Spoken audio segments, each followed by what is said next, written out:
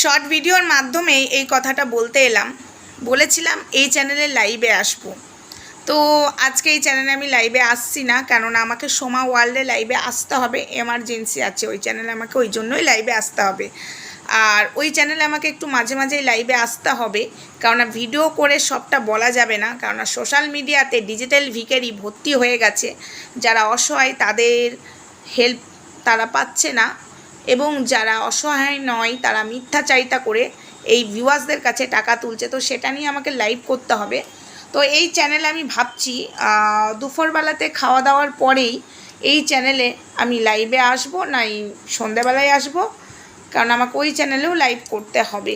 তাই তো তোমাদেরকে জানিয়ে দিলাম আজকে আমি এই চ্যানেলে লাইভে আসছি না, পারলে কালকে আমি আসবো। আর যারা আমার লাইভ দেখতে চাইছো, আমার লাইভে জয়েন করতে চাইছো, সোমা ওয়ার্ল্ডে জয়েন করতে পারো, ঠিক আছে।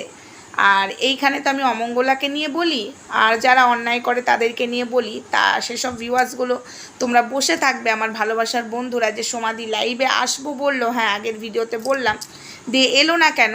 তাই আমার এটা দায়িত্ব জানিয়ে দেওয়ার, কারণ তোমরা বসে থাকবে আশা নিয়ে যে সোমাদি কেন এলো না।